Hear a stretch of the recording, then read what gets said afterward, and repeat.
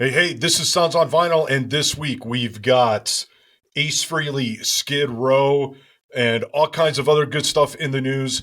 We've got new releases, and we've got a movie review. Yes, a movie review on Sounds on Vinyl. We'll be right back to make your ears bleed.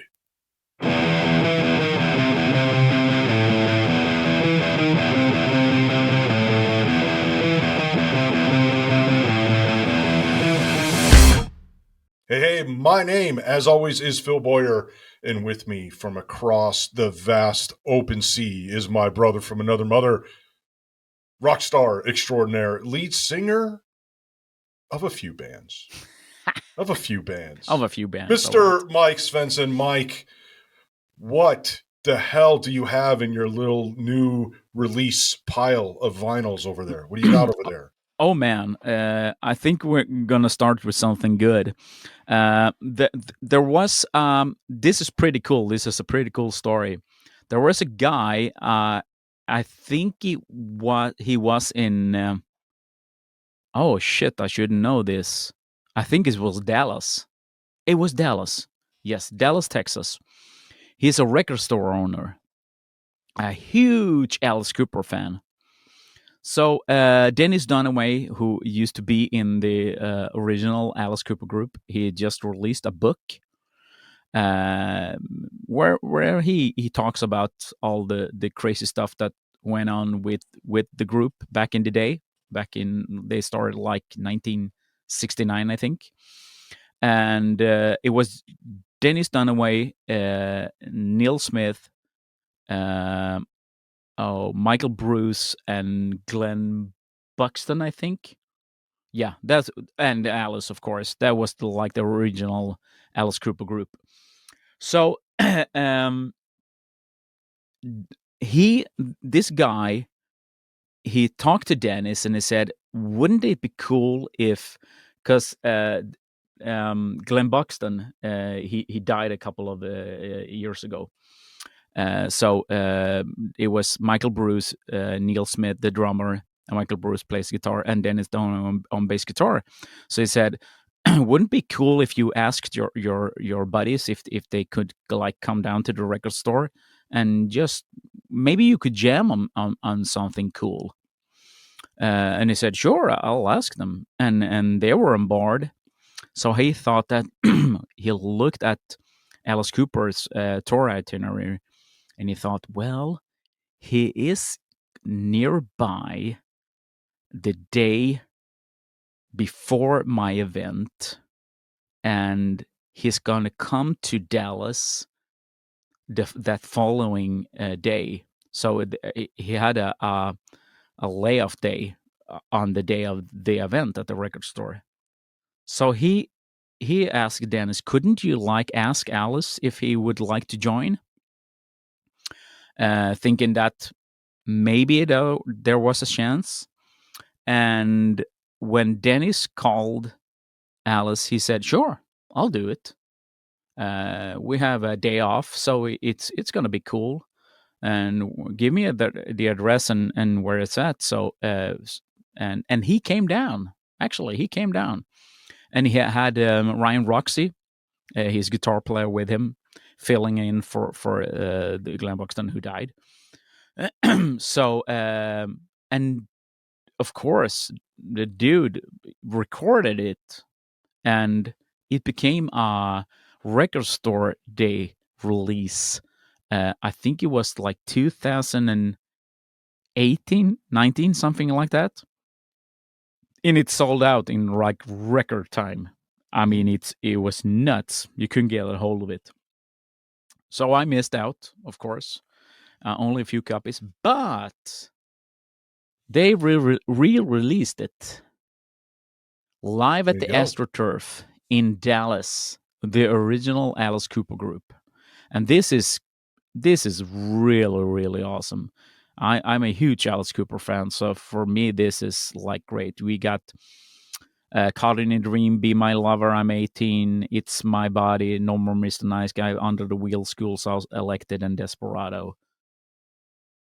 Cool. In 4 different pressings, 4 different colors. You got the apricot color, which I got, which is pretty cool.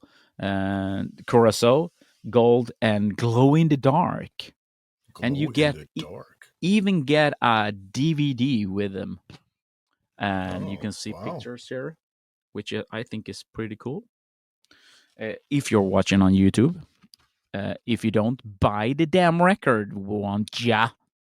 So you can follow all the nitty gritty stuff in what's happening backstage and so forth, and leading up to this show, which I think is pretty cool watching. And of course, the whole show is taped also, so you can watch it. You can both listen to it on vinyl and you can go watch it, which I think is pretty cool. So Yeah. it's it just came out a couple of weeks ago, so it's really really cool. Sweet. Yeah. So what do you got? Well, Iron Maiden. Mm, I know They're those guys. re-releasing The Number of the Beast, yet another re-release, and they're Oh yeah, doing it in a triple freaking vinyl. Triple triple. vinyl. Mm, And obviously it's the 40th anniversary hmm. of the Beast. And it's got all the greats. It's got six sides actually. Six Jeez. sides of Iron Maiden. I don't know Awesomeness. about that triple vinyls. I have a hard time with like multiple vinyls. I don't know what it is. It's crazy. I mean, all of a sudden people are remastering their stuff that you only had like one album, one LP that when it came out back in the day, and now they I mean some bands they do 45 RPMs with like two vinyl, and you got like 8 or 9 or 10 songs, and all of a sudden you got like 2 or 3 songs on each side, and you have to like flip it over like a million times. Thinking about like three vinyl records, for crying out loud. Jeez, it'll take me the whole day, for crying out loud.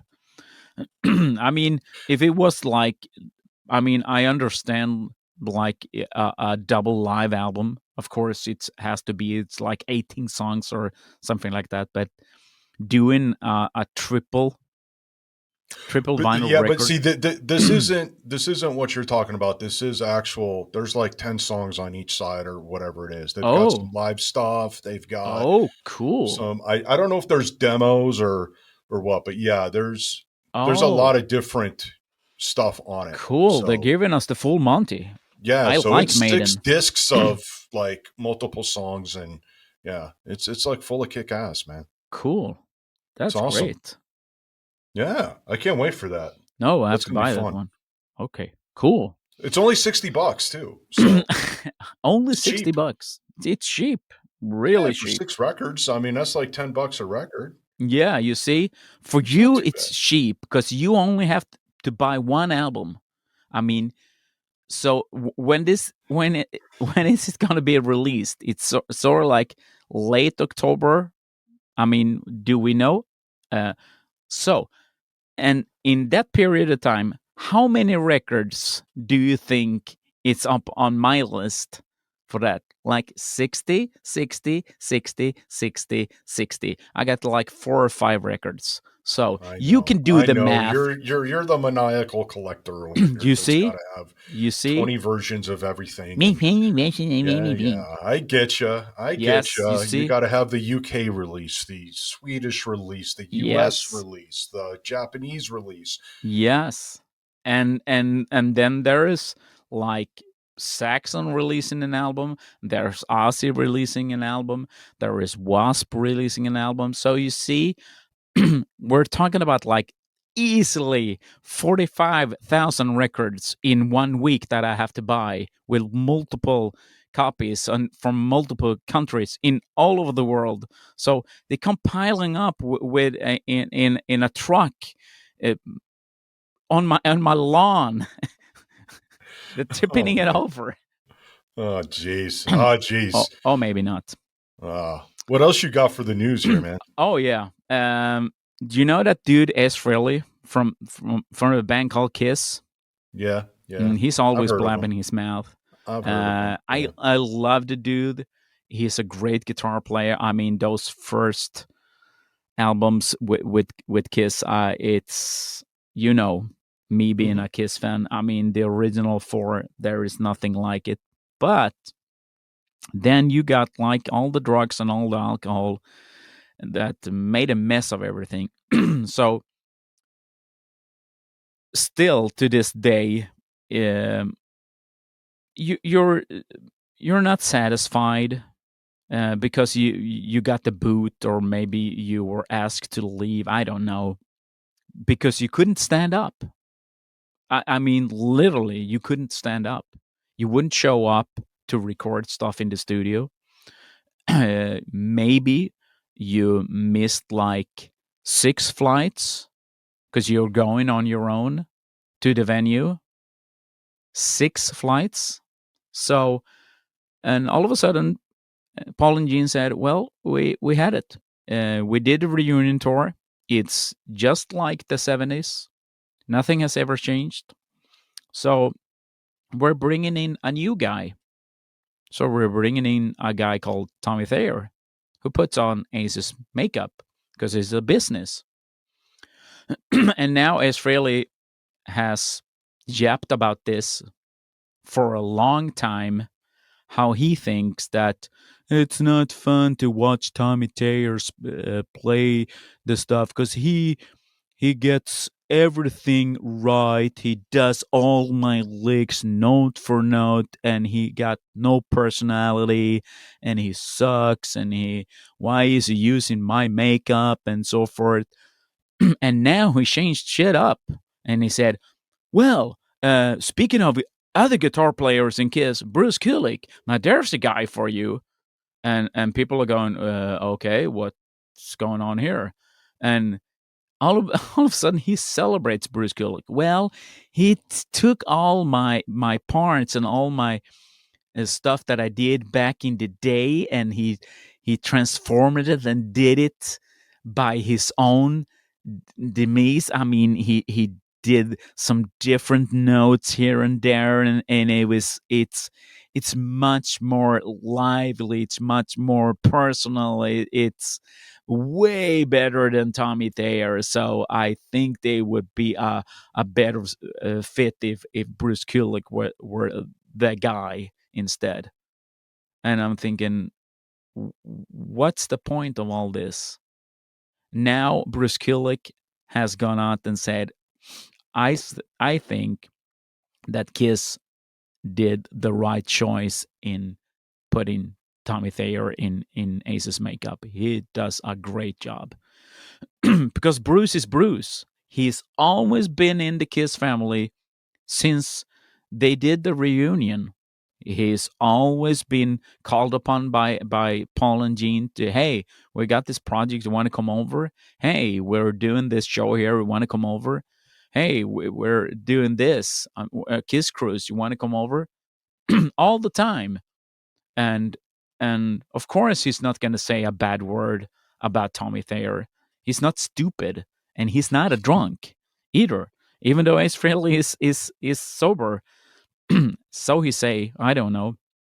But I know it's nuts. I mean, what do you think about all this? Have you ever heard about that stuff? I mean, I try to stay out of that kind of drama. I mean, there's always these guys that are going off on this or that or the other thing. Somebody's bitching about this or bitching about that. It's like, you know what?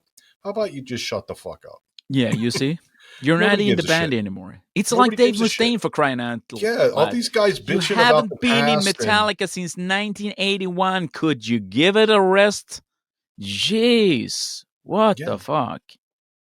I don't no, know. you don't. It just, I don't know, man. It's yeah, that kind of drama. No Yeah. thanks. No thanks. uh But have you been watching these uh, documentaries on Patient Number Nine that Ozzy's been putting out? The documentary of No, the I making. I actually haven't. I was supposed to do it, but something came up and I just forgot about it. So tell me about it. Is it I any haven't good? seen them either. Oh, okay. I'm curious that Ozzy's been doing this and kind of documenting this stuff. I feel like, with all the shit that Ozzy's got going on right now, Mm-hmm. he's not slowing down. The shit is No, not slowing him down, man. no. With the whole Parkinson's thing Mm, and all that. And he's just like doing these documentaries. He's, putting out records. I think he's already working on the next record. Like, mm. this dude is just insane. But But no, I haven't seen him. I heard a rumor about that, doing all the stuff, being ready for the next release, doing the patient number 9 and so forth. And people are saying, well, he's not fit to play live anymore. He couldn't do bits and pieces every now and then, like he did with Tony Iommi on that thing Right. in Birmingham. But going out on the road again, doing tours, that's not gonna happen. Well, I don't know. Let's see. He's He supposed to says come it to. is. He says he's Yeah, he's yeah. getting ready, man. He's just healing up and he'll be out there. So Yeah, yeah, but he's been saying that for like the last like 3 or 4 years. He canceled this tour called No More Tears, I think, No More, oh, something like that, with Judas Priest as opening act. 3 times in Sweden they've canceled. mm, So we're coming up on I think maybe it's the third time. Third time's the charm. I don't know. It should be coming in May to Stockholm. So let's see. But people are saying that he's releasing all the material just because he can't go on tour and he doesn't want to quit just yet. So, but he still can sing and write songs and whatnot. So he's making it up for as he goes along. I don't know. I don't know. But that's the he could rumors I've be. heard. It could be. It It could could be be. Sharon too. I don't know. Oh yeah. Oh yeah. Who knows what the dynamic is with those guys? Sure. Part of me feels like if Ozzy stopped doing all this stuff, he'd be fucking dead. The other Oh part of yeah. me thinks that Sharon is pushing him into this. So Mm. who knows? Who knows No, what the truth is? yeah, I don't know either. So, but still. And speaking of singers, there's a Swedish dude in an American band. Uh, they scouted him. Oh, it sounds like the theme from like what's it called, Rockstar? No, that movie with Mark Wahlberg. Oh, that was based on Ripper Owens. Yeah, well, it's based on Ripper Owens. He's a fan of a band and he gets to be the lead singer. And this is the Mm-hmm. same thing. Eric Grönvall is the Swedish singer in Skid Row. Mm. And he was in a Swedish band called Heat. And they opened it up for Skid Row a couple of times, I think. So they knew about him and uh, sent him a note. I think it was Rachel Bowl on the bass guitar player who sent him a note on a DM on Instagram because he didn't know how to get a hold of him, and he said, "Hey, would you like to audition for Skid Row?" Because and he's been in Swedish Idol playing Skid Row songs, and Rachel didn't actually know that, but it was one of those songs that he did for both the audition and for the final. I think he won the Swedish, the American Idol. It's the same thing, Right. but he called it the Swedish Idol. So he said, "Sure, I'll do it." And all of a sudden, like it took only a couple of months, and then he was the new lead singer in Skid Row. And this is funny because I read an interview with Eric, and he said, "Well, because they asked him, how about the new fans? Have they taken you to heart yet?" And say, "Yeah, a lot of them have, but also it's funny because we went down to California to play a show, and there were people that came up to me after the show and say, 'Wow, Sebastian Bach, you're still got it,' and and he didn't know what to say. So Well, that's America for you right there. Just I'm just gonna leave that hanging. I'm just gonna leave leave it, that hanging. leave it hanging. Leave Yeah. it hanging. So, but have you heard him sing with Skid Row? Fuck no, man. I gave Fuck up on no. Skid Row back in 1989. Oh I haven't listened to Skid Row since then. no, No. no. When they put He's out that 18 in life shit, and man, I was done. I was fucking done with that. oh man, wasn't that on the first album though? Yeah. So you never liked Skid Row? No, I did. Youth Gone Wild had a certain place when I was 18 and had that, it was that anthem stuff, but I don't know. I grew out of Skid Row real quick. Hmm. Yeah, So, it's not my cup of tea either. The first album, it's pretty cool. We Youth Gone Wild and so forth. I love Sebastian's singing though, but Eric is it's pretty close actually. He's a really good singer. I've heard all the singers that they had right after Sebastian, and it's well not that much, but it's I'm not really that interested. I'm interested because Eric is a really great guy. He's got his heart in the right place, and he's really cool dude. So I'm happy for him as a musician and mhm. so forth. So, but other than that, well, not so much. Well, it is nice to see a band from the 80s still kicking it, still going. One of the, Yeah. because a lot of those bands, I mean, some of them are still around trying to make it, but Mm. they're not really. Oh And I yeah, don't know, and maybe speaking Skid Row isn't either. no, and speaking of bands from the 80s, I mean, okay, technically they started in 1977, which um, yeah, well, they I think it was like 1980 they released their first album. I'm talking about the British band Saxon, of course. And here's the cool thing: I actually went to a Saxon show just the other day, and I was talking to a friend of mine and said, "Wow, dude, Saxon are they still going?" Yeah, and it's great.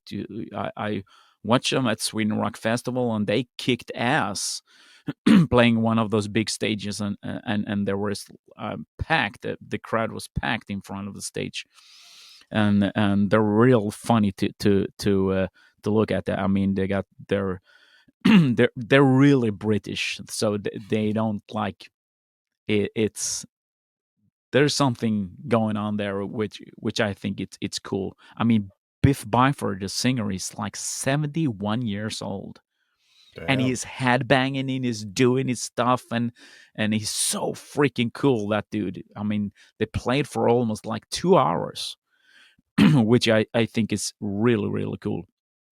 But this is the thing that I was talking about when you said that it's cool that some of the 80s bands are still around, and that there is at a certain point, I think there is bands that should have stopped when they were on top, because they can't cut it anymore, or I mean, barely they couldn't cut it in the 80s, but still, that's a whole different thing. But Saxon is one of those bands that sold out arenas with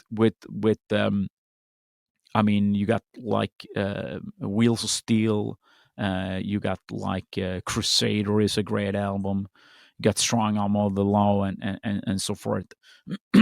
But all of a sudden, in the early 90s, for most of these bands, it's just stopped. They couldn't sell out arenas anymore because they did a world tour, and it's always arenas. So they said, "Well, how about Sweden? How about Denmark and Germany? Where do we go?"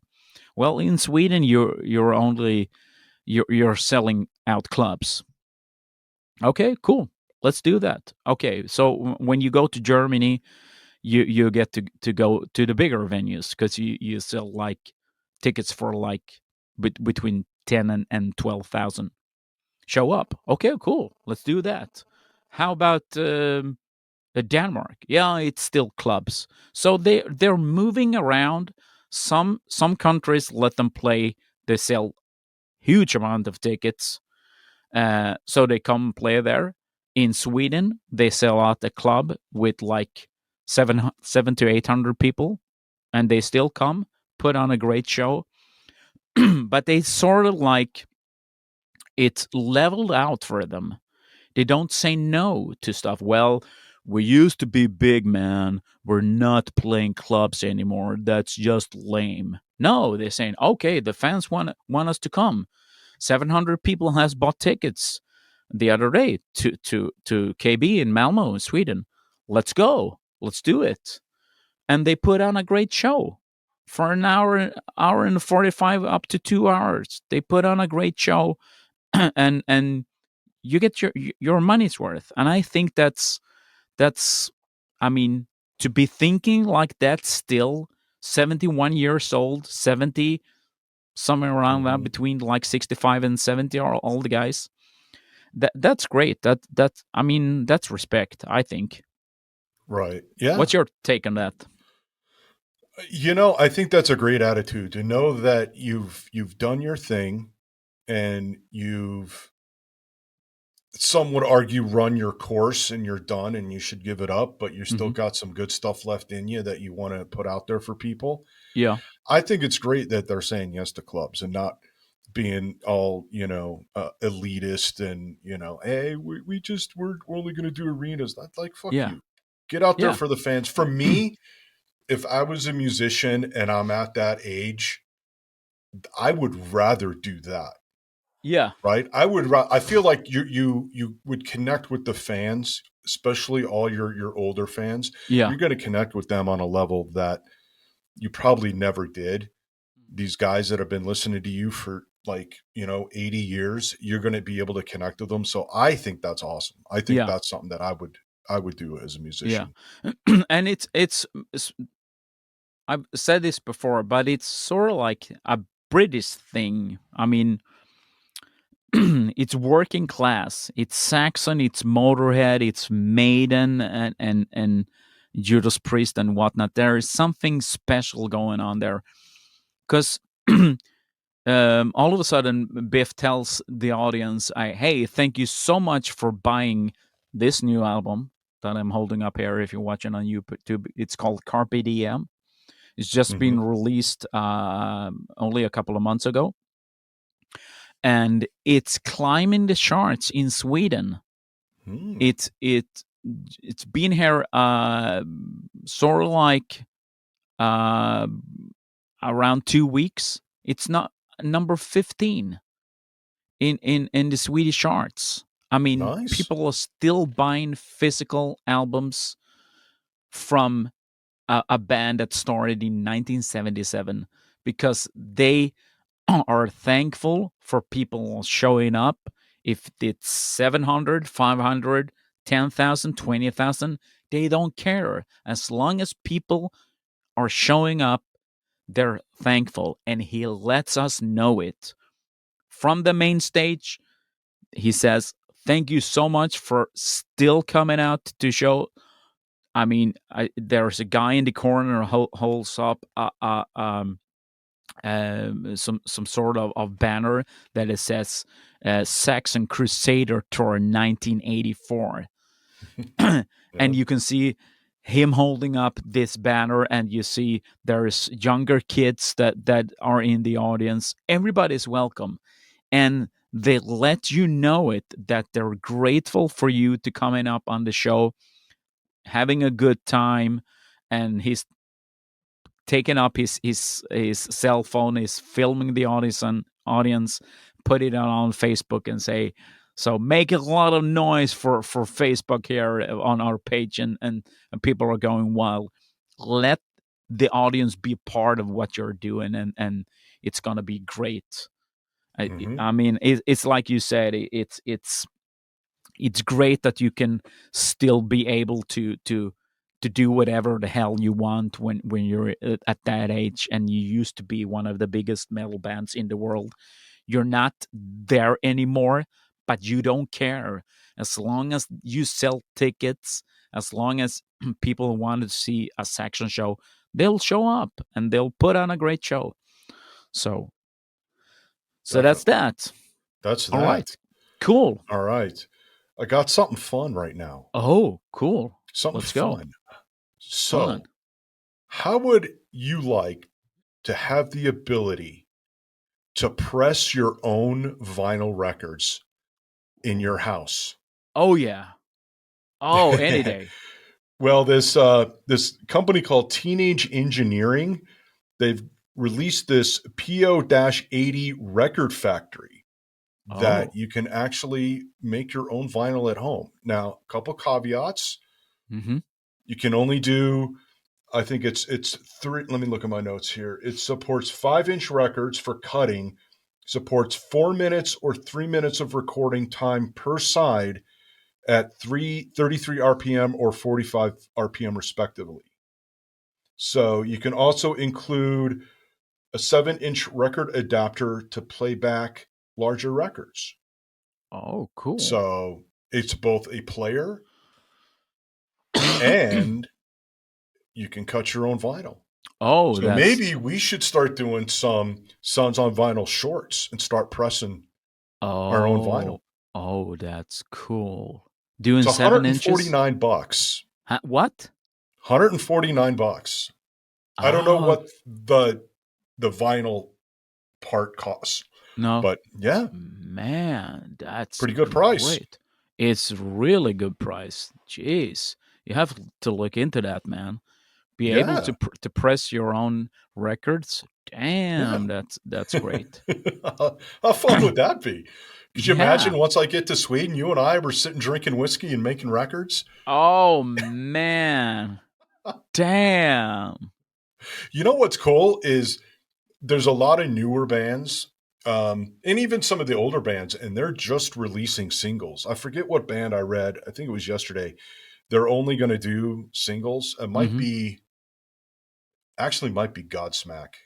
I can't remember, but anyway, this would be great for them. Just here you go, like DIY record Mm-hmm. label. Here you go.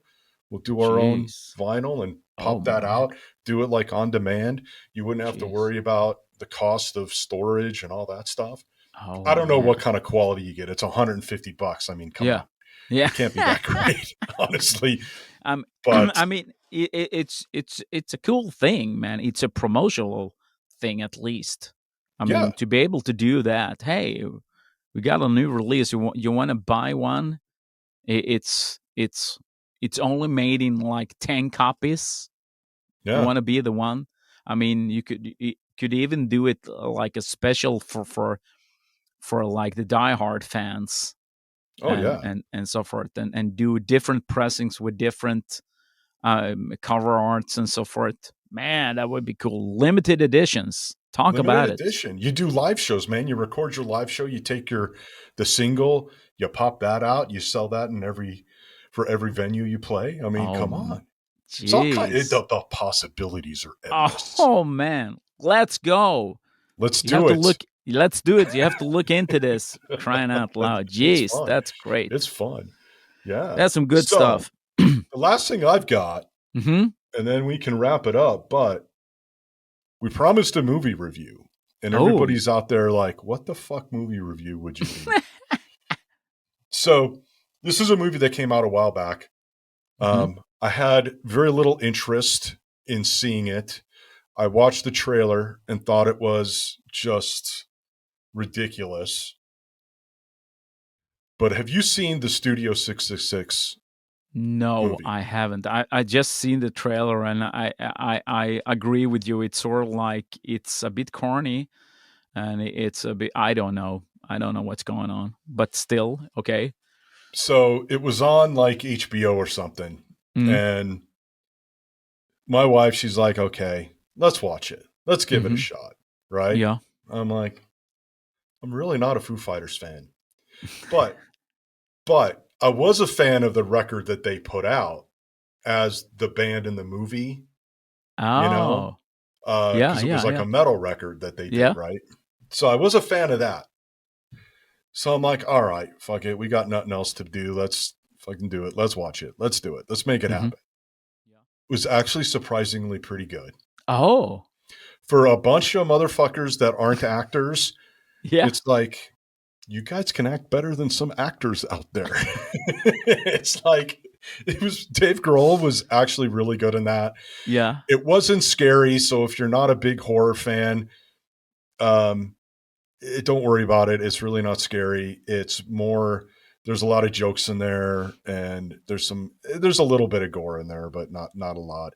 It's just it's kind of a fun movie. It's Mm-hmm. what you'd expect out of the Foo Fighters. Yeah. So I give it a thumbs up. I mean, Cool. it's there's a lot of fun parts. Basically, the premise, if you don't know, they need to record a new record, and the record company sets them up in this house that this band, and I'm drawing a blank on the band that was in there before, where the lead singer went psycho and killed his bandmates, Oh, which is what happened to the Foo Fighters. So, and watching this now versus when it came out, like, okay, who's gonna die? And then it came to Taylor Hawkins' death scene, and that kind of got a little surreal. We all knew it was oh, coming, but oh it's kind of like, man. oh, okay, Oh that shit. was weird. Yeah. But I thought it was interesting. There was a scene because they're doing this record that's like 45 minutes long, like a 45-minute long song, Oh, right? So they're taking this whole thing to a whole new level. And Dave Grohl in it, he goes, "Yeah, we're gonna do, how do you put it? Something like the 2112 of 2112, referring to the Rush album." yeah, yeah. And in the tribute concert they did a couple of weeks ago, they actually had Geddy Lee and Alex Lifeson come on, and they did the 2112, the beginning of Oh 2112, which I thought was kind of shit. cool Yeah, as an homage back to the movie. So I don't yeah, know if that was Taylor Hawkins, one of his favorite Rush songs, or the band liked that song, or what. But yeah, I thought that was pretty cool. But yeah, yeah. go see the movie, man. Go see it. Oh, I cool. I think you'll have to enjoy it. now. It's Yeah, fun for the cool. whole family. It is. It is. Well, that's cool. I have to do that right Go away. do it now. Go do it Do now. it now. Yeah. We'll end the Well, show. yeah. You go do it now. Everybody, you just go watch. We'll have a watch party. That'd be fun. All right. That Anyway, sounds all right. So if you've got a question, you've got feedback, you want to tell us how much we suck, we're going to put a link in the description where you can go do that. You can record your voice even. It's going to be a lot of fun. So you Mhm. can go and do that. We'll get it up on air in future episodes. Last week, we actually had a question about a turntable Mhm. that Mike was able to answer. So, yeah, come on the show, be part of the show. This isn't just a spectator, bitches. No, Let's go. Let's get in here and let's be part of the show. let's do it. And yeah, and if you're only listening to this and you want to see how beautiful we are, Mhm. then go check us out on YouTube Yeah, or go to boozehoundtv.com and you see.